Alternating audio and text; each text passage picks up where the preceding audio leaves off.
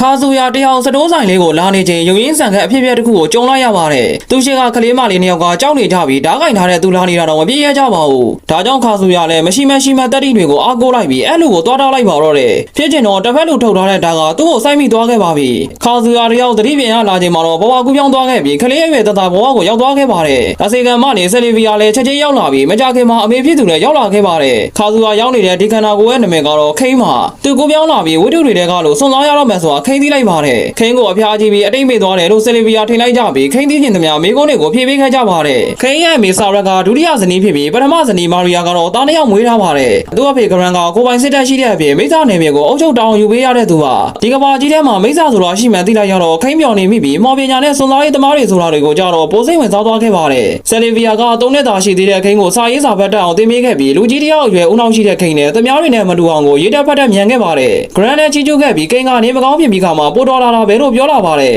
ခိန်းကတက်တိယသားဖြစ်တာကြောင့်အဝေးဆက်ကဝင်မရှိပဲအဲ့ဒါခိန်းကြိုက်တာလို့ဖို့ကိုဂရန်ကခွင့်ပြုပေးထားပါတယ်ဒါပေမဲ့ကောင်းကြီးပေးခံရဖို့အသက်9နှစ်မှရမှာမလို့မော်ပညာကိုမသင်ပေးသေးဘူးလို့ပြောလာပါတယ်ကောင်းကြီးပေးခံရတယ်ဆိုတာနတ်ဖျားတွေကအသက်9နှစ်ပြည့်ပြီးသားကလေးမှန်သမျှကိုစွမ်းအားတွေကြီးမြင့်တဲ့ပွဲပါခိန်းတယောက်ဘယ်သူမှမရှိတဲ့အချိန်မော်ပညာကိုသူ့ဘာသာတယောက်တည်းလေ့ကျင့်နေပြီးမိတော်ထုတ်တတ်နေပါပြီဖြစ်ချင်တော့သူ့အမရောက်လာပြီးခိန်းသားမော်ပညာနဲ့တခြားဟာတွေကိုသိချင်ရင်သူမသင်ပေးပါမယ်ဆိုပြီးပြောလာတာကြောင့်ခိန်းနဲ့သဘောတူလိုက်ပါတယ်မော်ပါဝင်တဲ့တကယ်သူဘာရင်းညာတွေကလည်းဇန်နန်းတွေထဲကအတိုင်းအကုန်တူတူပါပဲအိမ်ထဲမှာနေပြီးလေ့ကျင့်လာခဲ့တာကြာလာတဲ့များခိန်းတယောက်အသက်9နှစ်ကိုရောက်သွားခဲ့ပြီးကောင်းကြီးပေးခံရမယ်အခမ်းအနားပွဲကိုတွားရတော့မှာဖြစ်ပြီးခိန်းရဲ့မိဘတွေကတူတူလိုက်လာပေးကြပါတယ်သူအမရဲ့မော်ပညာအဆင့်ကအဆင့်2ထိရှိပြီးဒီကဘာမှာအဆင့်မြင့်ဆုံးကတော့အဆင့်5ပါသူတို့ရောက်သွားကြတော့ဖုန်ကြီးတစ်ပါးကနဗရားရုပ်ထုတွေရှိမှရိုသေပေးခိုင်းပြီးထူးဆန်းတဲ့အတင်းကြီးတစ်ခုပေါ်လာတဲ့အပြင်ခိန်းမနဗရားတွေအရှိကိုရောက်သွားခဲ့ပါတယ်ခိန်းကိုဒီကိုလာခိုင်းခဲ့ရတာကအကြောင်းရှိပြီးမသေးသင့်ပဲတည်သွားခဲ့ရတဲ့အတွက်ဒီဘဝကိုရောစားအနေနဲ့ပေးထားတာပါအမှန်တော့ခိန်းကကလေးမလေးတယောက်ကိုမခဲ့ရင်တော့အဲ့လူကသူ့ဘာသာသူချော်လဲပြီးဘေးကလူတွေကလည်းထူးရိုက်သွားကြမှာပါခိန်းကမသေးသင့်ပဲတည်သွားရလို့သူ့ကိုသူဝမ်းနဲ့နေခဲ့ပြီးနဗရားတွေကလည်းအဲ့အတွက်အစွမ်းတွေကိုရောချေးပေးလိုက်ကြပါတော့တယ်